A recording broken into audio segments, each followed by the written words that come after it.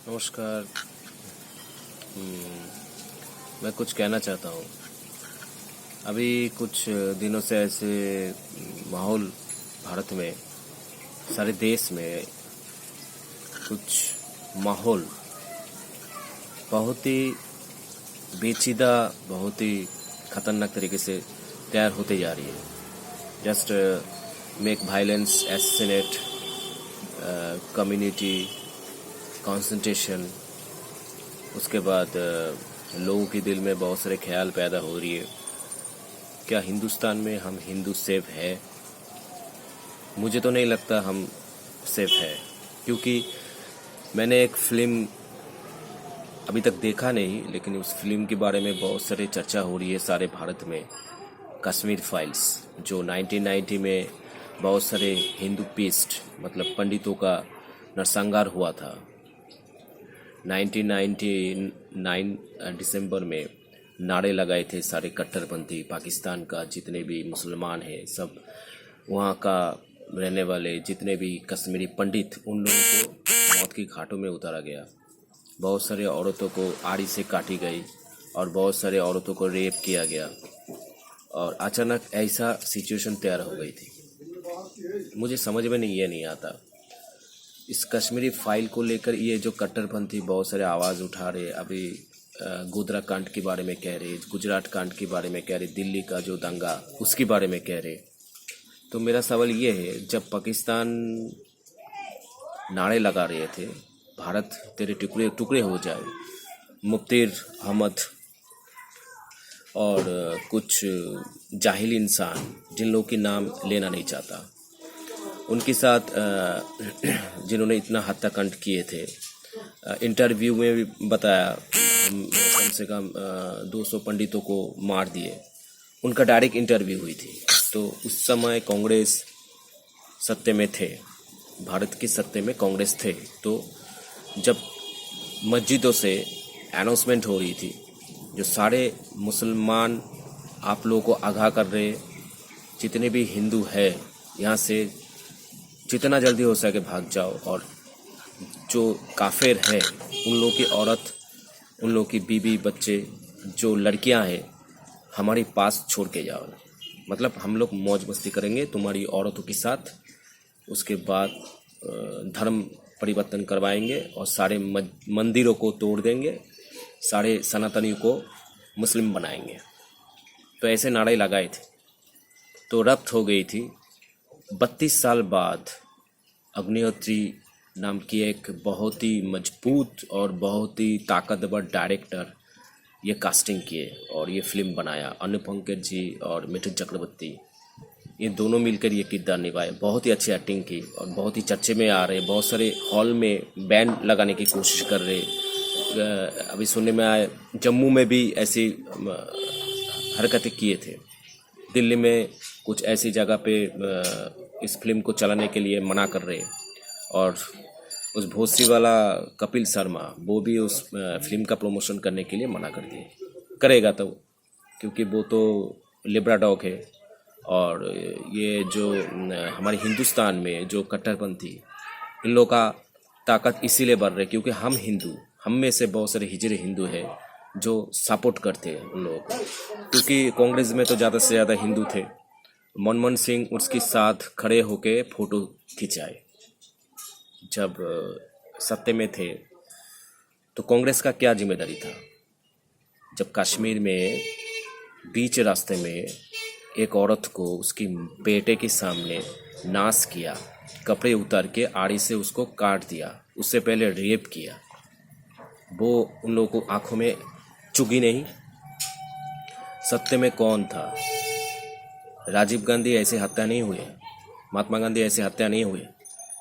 मुझे उन भोसरी वालों कांग्रेस जो लेब्रा डॉग है उन लोगों से सवाल ये है, तब तुम लोग चुप क्यों थे, मौन क्यों थे? वीपी सिंह एक जिम्मेदारी में थे तो उन्होंने भी कुछ आवाज़ नहीं उठाए, और जो खुलेआम कत्ले किए थे, सारे हिंदुओं की नस्ल काट दिए थे, सारे हिंदू पंडितों को वहाँ से भगाया। जरा सोचो, एक तुम्हारा ज़मीन को कोई हड़प रहा है और तुम्हारी घर की औरतों को छीन रहा है और तुमको बताया जा रहा है धर्म परिवर्तन करो नहीं तो यहाँ से भाग जाओ। तो आज तक भी उन लोगों को ज़मीन, कश्मीर पंडितों की ज़मीन, इज्जत वापस नहीं आया।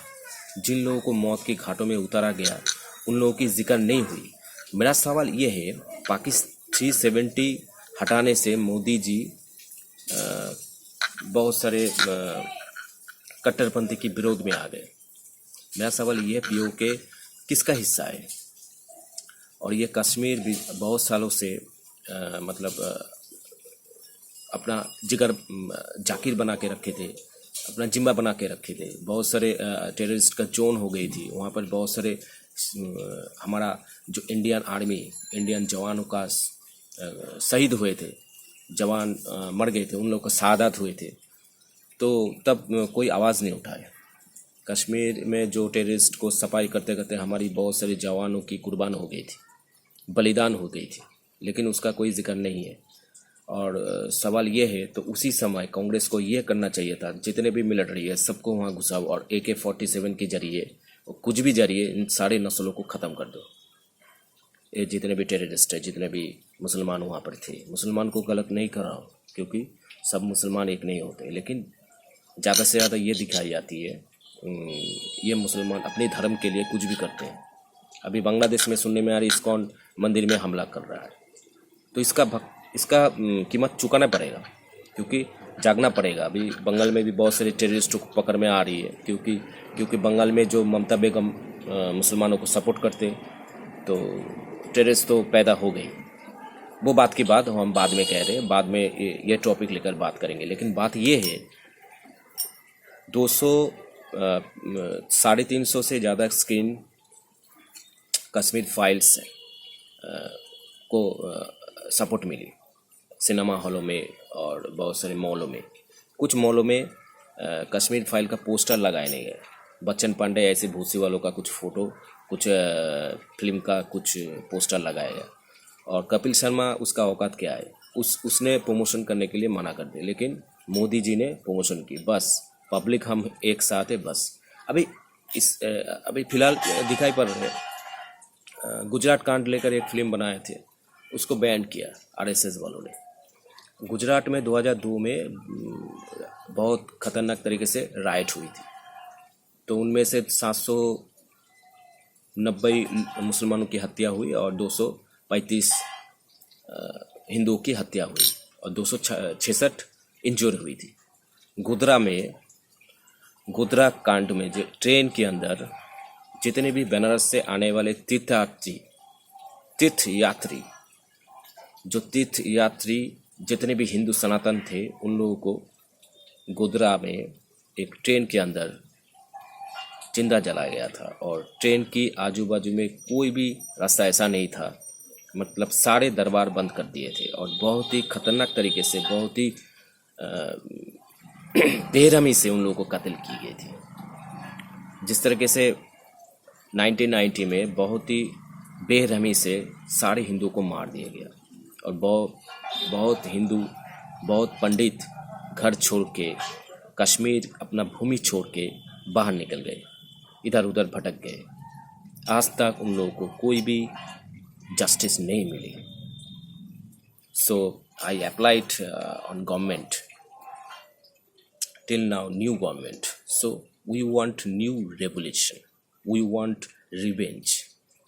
2002 में जो कांड हुआ था सही काम हुआ था, 230 हिंदुओं का भी मौत हो गई थी, लेकिन कश्मीर कांड में कोई भी मुसलमानों का मौत नहीं हुआ। और सवाल ये है, कांग्रेस की सत्ता के टाइम पे कश्मीर में इतना टेररिस्ट कैसे आ गए थे?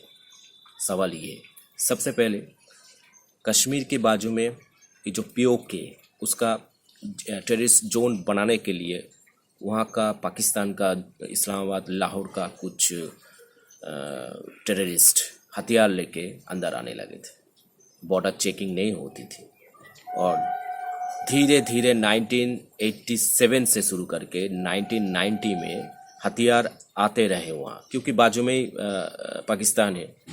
तो 370 उन लोगों को एक बहुत सपोर्ट किया था और उस समय यानी स्टेट गवर्नमेंट शासित करते थे और पाकिस्तान का जो पैसा वहाँ पर चलता था। राय चौक में इतनी औकात इन कुत्तों की, ये मुसलमान नस्लों की, राय चौक में तिरंगा लगाए थे। मुफ्तिन नाम की एक रंडी वो कहती है भारत तेरे टुकड़े हो जाए। वो रोती है क्या एक टेररिस्ट की शहादत में, उर्दू का कुछ बात ऐसा है, टेररिस्ट की मौत पे एक टेररिस्ट को कुत्ते की तरह मार दिया जाए। वैसे भी बिल्कुल वैसी हालत होने जा रही है ममता बेगम जान की बंगाल स्टेट के अंदर। जागो हिंदू, नहीं तो ये भी कश्मीर फाइल्स बन जाएगी। ये कश्मीर फाइल्स नहीं, ये भी बहुत ही जल्दी ये कलकत्ता, ये बंगाल बहुत ही जल्दी कलकत्ता फाइल बन जाएगी। भूलो मत 1972 में इन कुत्तों ने हमको बांग्लादेश से मार के भगाया था। भूलो मत 1990 में इन कुत्तों ने पाकिस्तान वालों को मदद किए और पाकिस्तान का जितना भी टेररिस्ट कश्मीर के अंदर घुस के हथियार लेके पंडितों को मारा और औरतों को रेप करके आड़ी से काटा गया था और एक पत्रकार को काट के चावल के अंदर डाल दिया था। कुछ पतियों को काट के उनकी खून चावल में मिला के उन पत्नियों को खिलाया गया था। उसके बाद उन पत्नियों को रेप किया गया था। अगर माँ बहन की इज्जत रखना है और हिंदू सनातन की इज्जत आबरू रखना है तो आवाज़ उठाओ और इस फिल्म को सपोर्ट करो। अभी इस फिल्म की विरोध में बहुत सारे लोग कह रहे हैं और बॉलीवुड वालों की तो माँ की चूत, उन लोगों की औकात नहीं है कहने की, क्योंकि टोटल बॉलीवुड सलमान खान, शाहरुख खान, ये सारे मादा चूत टेररिस्ट का दल्ला है। कपिल शर्मा उसकी माँ की चूत। ठीक है, अच्छा कॉमेडी करता है, देखो कोई बात नहीं, लेकिन इन लोगों को बॉयकॉट करो क्योंकि मोदी जी को कर रहे हैं वो बहुत बढ़िया कर रहे हैं। और बांग्लादेश में इस्कॉन के ऊपर हमला हो रहा है। अभी तुम लोग को कह रहा हो बांग्लादेश मुसलमानों, तुम लोग का भी बहुत सारे मुसलमान हिंदुस्तान में है, क्योंकि हम सनातनी कुर्बानी करते आए, हथियार बार बार उठाते नहीं। तुम लोग बार बार हथियार उठाते हो। तुम लोग कहते हो अयोध्या राम मंदिर नहीं था, बाबर का बाप का था, मोहम्मद बिन तुगलक का था। ये राम जी का देश है, श्री कृष्ण का सनातन का देश था, क्योंकि हम में से कुछ गद्दार हिंदू बना दिए। क्योंकि हम में से कुछ गद्दार हिंदू नहीं रहते तो ये नौबत नहीं आती, मुसलमान कभी हुकूमत नहीं कर पाती। और कुछ मुसलमान अभी बन के बैठे हो ना, वो लोग भी कभी ना कभी हिंदू ही थे, उन लोगों को कन्वर्ट किया।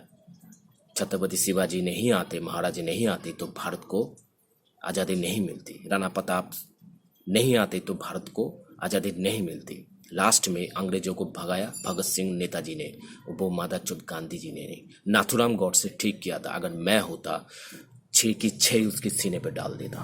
और मैं ये कह रहा हूँ मोदी जी से, जितना जल्दी हो सके इन लोगों को अपनी औकात दिखाओ। और हिंदुस्तान में रहना है तो भगवा पहनो सारे मुसलमानों, मैं कह रहा हूँ। जय राम।